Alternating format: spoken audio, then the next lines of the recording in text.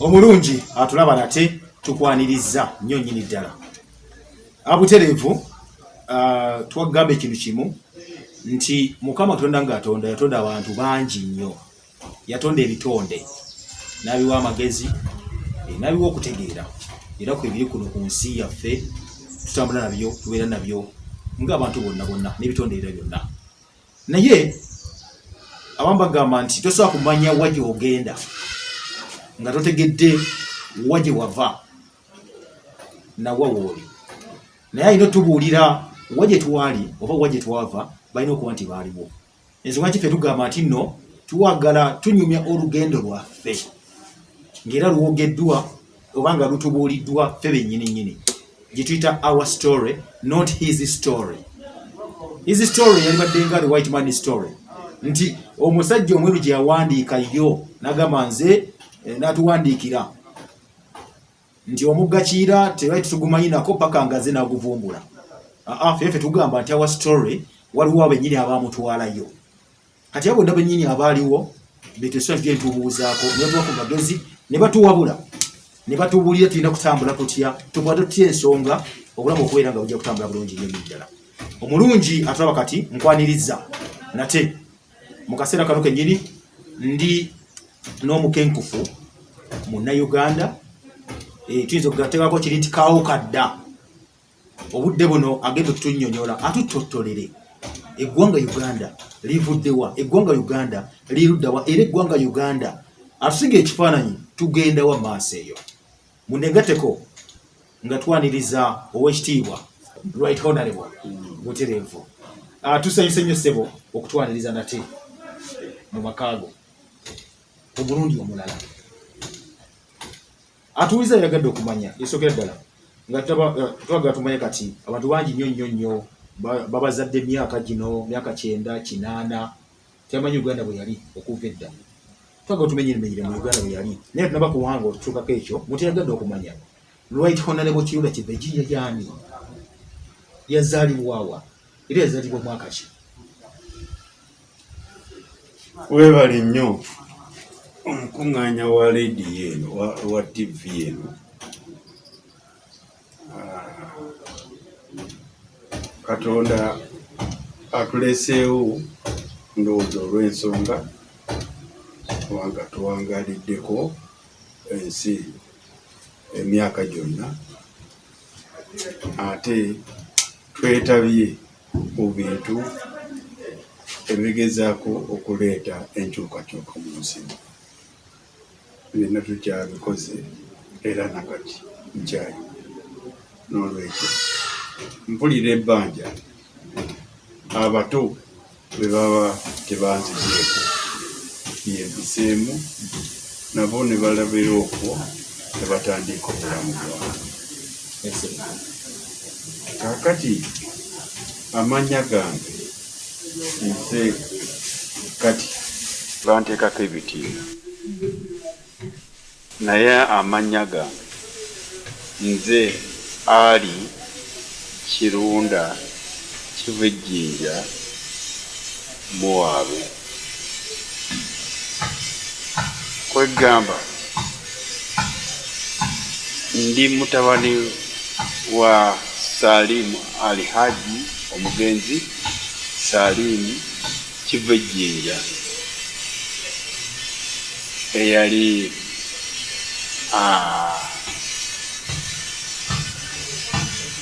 omulangira ow'Ebugweri eyazaalibwa kitaawe Muwaabe era yamusikira. Egamba ye yateekangako nti nze Salimu Bwairagala Kibejjinja Muwaabe ow'okubiri kubanga ye yaliwo mu transition omuzungu we yajjira n'okumamira Uganda yonna. Mama nzaala ye Hajati omugenzi Aisa Navuma Naigaga wano mu Luganda yeddira Mbogo ffe abalangira ab'ebusoga tweddiranga kaakati nazaalibwa ku kyalo eky'Ebuwaabe mu ssaza oba mu Bwakabaka bwamenya Ebugweri. Nazaalibwa mu 1935 nga Juni 12 omwezi gwa Juni omwaka 1935. Kati bw'ogiyita ayitamu ndowooza ebulayo ennaku ntono okubanga mpezezza emyaka 85 nga kujjo gyonna situdde butuuzi naye neetabye mu ntalo zonna ezisobose okukyusa Uganda weetuuze. Olwekyo manyi kiki Uganda gyenjagaza okubeera kati ndowooza tuyinza okutandikira awo. Tuyenza tuyanzege. Right Honorable ng'akyali muto yasomako nga ku myaka 3.5 baŋŋamba nali mukalabakalaba, n'olwekyo kitange yawalirizibwa okunfunira omusomesa ajja okunsomesa eddiini. Kaakati okuva ku myaka 3.5 nagenda ewa muwalimu gwe yasoma naye Eriasa Musirimu, nanzijayo nantwala ku kyalo Butyabule gye yali ali nentandika okuba instructed mu ddiini y'Ekisiraamu. Bwe mmalayo ebbanga ate nankyusa nantwala ewa muwalimu Musulo, Kasimu Musulo eyali kojja wange kubanga abamu ku bamaama bakyala be yafuna yamuggyaawo. Eyo nenyongera okusoma Olusiraamu. Mu mwaka gwa 1994 n'atuma omukulu wange n'agamba nti kaakati mmaze okugira ki okufuna omusingi ogumala ngende ntandike okusoma ebyamagezi nga n'eddiini nayo bwenjongerako kubanga ebukoyo natandika nzijukira okutandika natandika ng'ennaku z'omwezi 4 omwezi gw'okuna mu 1949 era twatandika kuwandiika ku ttaka nga bwakava muwandiika ku ttaka awo era nga muwandiisa ki nga Lwala mu nfuufu kati ennyukuta gye nasookako okutegeera yali S. Lwaki? Yali ennyumira eyo siyinza kugyerabira. Akati bwe mbeera eyo nasulanga wa muwalimu kigaanira ng'ate yatusomesa eddiini mu ssomero. Kale nensoma ekibiina ekisooka n'ekyokubiri n'ekyokusatu okutuuka Nankani bwe yatandika bwe yatuusa primary living bwe yatuusa ebibiina 6 kakati olwo neetaba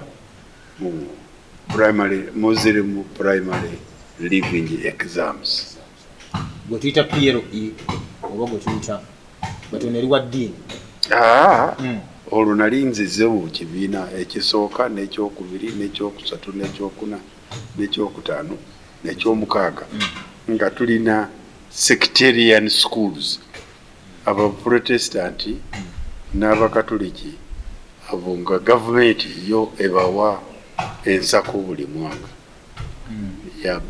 ya miliyoni 305 ya pounds 305 okugenda okuteeka amasomero basomese abaana ababeetaagisa okusufudde olwa gavumenti. Kakati ebuuzo tewalingawo P7 twalinga ne P6 bwe tuvaawo nga tuba ne middle school gye baayitanga junior 1 junior 2 ne junior 3 ate ne mulyoka mufuna another combined exams ebatwala mu senior 1 senior 2 senior 3 kitegeeza mwasomanga nnyo okusinga nakati twasoma emyaka 12 gyonna okufuna O level kakati fetusoma 10 fetusoma 11 bakyusa nga ffe tumaze okunakati programu eyo kakati bwe twatuuka ku primary living abakatoliki bakola ezaabwe abaprotestanti bakola ezaabwe n'abasiraamu nabo ne bakola ezaabwe abasinze bonna nga ffe abasiraamu tujja Kibuli the first 40 batuleselectinga era mu selection eyo nali wa 16 mu Uganda yonna nenzija Ekibuli nembeerayo nensoma junior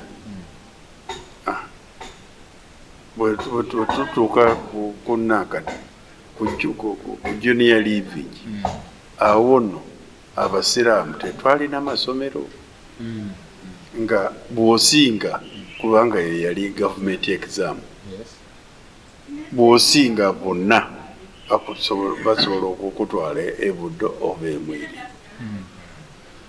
bw'obanga togenze mu abo nga batugarantingayo ebifo 3 enyakasula nti the best students abava Ekibuli automatically basatu kubo basobola okugenda enyakasula ye government school government kubanga ziri bali babawa grant nga bo bezimbira amasomero gaabwe although badetermininga syllabus centrally kakati n'olwekyo ago nga tebagalinaako government egabalinaako bwannannyini ng'ate abasiraamu abaasooka okugendayo baabakyusa kakati abasiraamu ne bagamba nti olina okuba bw'ogenda mu bakatoliki olina okuba omukatoliki bw'oba ogenda ky'abaprotestant olina okukyusa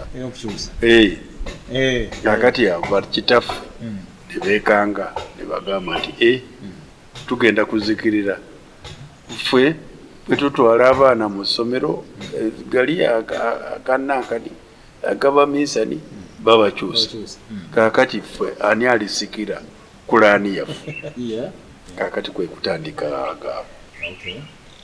agatandika very late naye gali balinga bali guaranteed kale kyova olabanga by the time of independence abasiraamu baali bamunaganwa abaali basomye. Ekyo kyava ku ki?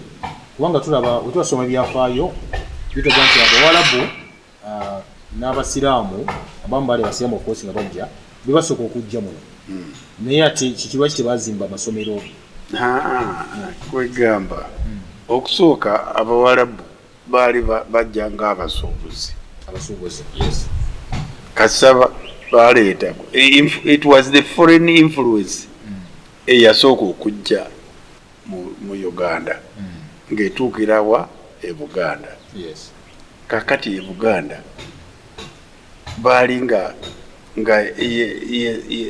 ye gavumenti eyali nga ngumu erina standing erina ejje erina system ya administration erina administration nga nnungi nnyo mu East and Central Africa era nga abantu abajja okugiwamba nga tekisoboka. Kakati bo ne bajja ne baintroducinga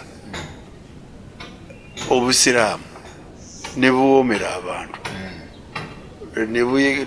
ne bubajjaku okwambala embugo ne babawa linene ensowe za kanzu bambala ekkanzu ne bambala engoye ne babayigiriza ne hygiene kuba bino ebyokugamba nti kunaaba mu ngalo kati pulezidenti abitandise leero bwali nga kyekimu ku kiraga obusiraamu kubanga balina ekintu kyabanyumira nnyo nti balina okusaala ng'ate toyinza kusaala ng'oli mukyafu ng'oba oli mu ngoye enkyafu. Kakati ne baleeta influence yaabwe yali y'amaanyi nnyo ne Buganda nayo nefuuka Muslim state. Bakabaka bonna naddala Mwanga n'abaami n'abafuzi bonna abasinga baali basiraamu era bw'osiŋŋaana bakabaka Muteesa ba Mwanga baani abo obalaba n'abaami ab'edda nga bali mu ataya ez'Ekiwarabu nga balabika bulungi okusinga embugo. Kale kino kyabateeka waggulu nnyo. Ate Muteesa yawajjira nnyo obusiraamu okumala emyaka 10 nga asiiba ebisiibo omuddiringano n'alagira n'abaami be bonna bamubuuzenga nti asalaamu aleikum n'ebintu ng'ebyo. Kwegamba influence yali nga weeri. Kakati abazungu bwe bajja baali tebasobola kwaŋŋanga Bwakabaka bw'e Buganda okubabujjewo basimbewo ekyabwe.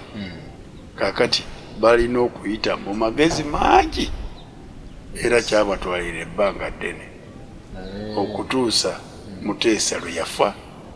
Olwo nno ne baba nga bainfluensenzeeyo mu establishment ya Buganda, abamu nga bafuusi ba Protestant, abalala bakatuliki, abalala nga bakyasigadde ku busiraamu. Naye nga abasiraamu for historical reasons nga be balina amaanyi, balina ssente, omusuubuzi yenna aba ne ssente. Tulakomye wali nga omazeeko ekibiina eky'omukaaga mukoze ebibuuzo. Senior oba junior wagisomerawo bakusindika waggulu? Bukoyo ate tewaaliwo ddala. Ne batuleete wano ne tutandika okusoma. Bwe tutuuka mu kibiina eky'omwenda junior leaving exams, unfortunately nze ne Jumba Masagazi twali buto nnyo, amagezi tugalina naye ffe mental age nga nto. Ffe tunyumirwa kataka, tunyumirwa kwerera ffene. Kakati nga empale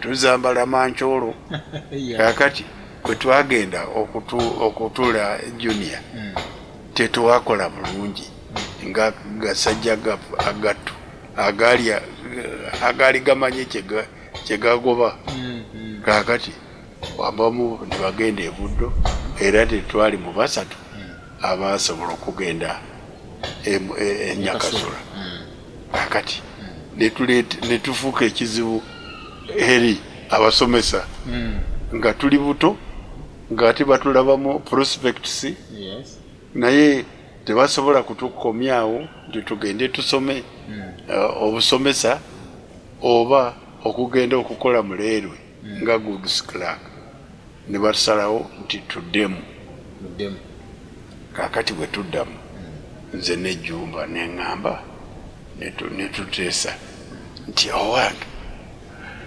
olowooza kiri eno gye batuzizaayo eriyo ebibiina 240 naye olowooza ffe tuli 2 tunaasinga abo bonna nebaayo omu yekka ayinza okutwegattako n'olwekyo ndowooza tusale amagezi gwe sigala wano choice yo giteekewa e Nyakasula kuba mu ngeri yonna ojja kuba omu ku 3 mu kifo ky'okubeera 2 ku 3 nze kaŋŋende ŋŋambe kitange anoonyeza ekifo emwiri netwawula era nze bantwala emwiri pulaani yakola taata wange of course nemwiri si ssomero ly'abasiraamu yalina okusala amagezi ayogere nabo naddala abaddugavu abaaliyo ku Naakani n'agamba nti yali nga bwe yajja omwami woowo w'Eggombolola amutwala bwe yajja ekukyala eka yasiŋŋaanayo ng'omu ku bakyala ba taata wa kika ekizaala ow'Eggombolola oyo nga balinako oluganda kakati bwe kuddayo n'agenda afukamira n'agamba nti kakeeku kano kateese mwiri naye gwe omanyi ave mwiri gezaako okulaba nga bakakkiriza emwiri kajje naye nga tonnaba kubabuuza abo banno baleete bwe mwasoma nabo abasomi ne Mulondo baleeteeko bankyalireko balabe waka kati bwe yajja n'abaentertaininga bulungi for the first time naddira n'abagulira n'omwenge najjayo giraasi ye gyanyweramu amazzi oba ey'abagenyi abakulu n'abasaavinga omwenge bano ne beekanga nnyo nti omusiraamu omukukutivu ayinza atya okutuwa omwenge kumbe nga ye yayagala kubamenya kati bagamba nti omusajja oyo omusiraamu ayinza atya okwagala okusoma n'okusinga abalala akati bwe namala junior ono yali ow'Eggombolola baali bamukuziza nga ye assistant secretary general wa Busoga kakati nga eka nze mmaze okuyingira nga mutoowe era nasituka busitusi Naakani emigugu n'egisimulira wuwe n'embeera eyo nga nva Bugembe n'engenda ku lusozi buli lunaku okulaba okulaba oba nga banzikiriza oba okucekinga bakutimbi bati bakutimbi okutuusa le baŋŋamba nti weddayo fe tujja kukuwandiikira Okay. Kakati mwami yalyanga agenze kugombolola kukiika n'asiŋŋaanayo ebbaluwa empita okugenda emwiri n'asanyuka nnyo najja antegeka bansalidde leero aleeta n'amasuuka bwe gati ebulanjiti biki ebyo byonna nga nze sibirabangako kubanga okujja e Buganda nze nateekamu mbugo zange nze n'ebikka n'okusulako naye eno bansalidde amasuuka baŋŋambye n'emikalabanda wabwewo bwe nali soma ku byafaayo bye bimu waliwo wagambira nti nno wasinkana honorable Bidandi Sali ng'okyali mu gundi ng'omukyali mu kusoma ng'okyali mu kusoma mu mwaka gwa 1952 awo ye musinkana mutya kwegamba nze nayingira ekibuli mu mwaka gwa 5 ameerere ye nayingira ekibuli mu 51 olwo ne tukwatagana ki ekibagatta twali buto ate abantu mwenna bwemba muvudde mu sarawuningi z'abakitamu bwe muzisinkana awantu munyumya ate omu n'abeera ne mu falling into love. So ojoinize mwiri kakati bwe njoininga mwiri bampadde nti bwe siikole bulungi bajja kungoba discontinue me. Nze bwe natuukayo ebyokusoma saabizannyiramu n'ebitabo nabisomera ddala baŋŋamba n'okutwala bayibuli era ne baŋŋamba nti olina okugisoma ate ogibuuzibwe olina okuba okuyingira kwaya byonna nembikola bulungi. Kwaya inako kwaya ey'okuyimba kyogaba omanyi okuyimba nga nyimba nga ki zonna hymns baitondalebo akazindalo kakano tugiriremu nga tuwulireko akayimba konna konna kojjukira njukira bungi tuwe mukamu nja kubayingira mu anthem emu. Lead me, Lord, lead me in thy righteousness, make my way brief.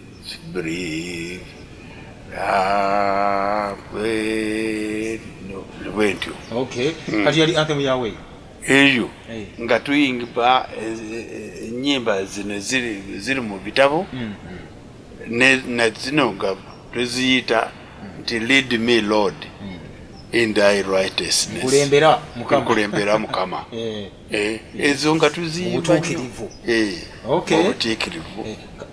Mwasomanga biki subjects mwasomanga mu biseera ebyo? Twasoma nga of course tusoma okubala n'oluzungu ne geography ne history ne mathematics ne scripture, life and teaching of Christ,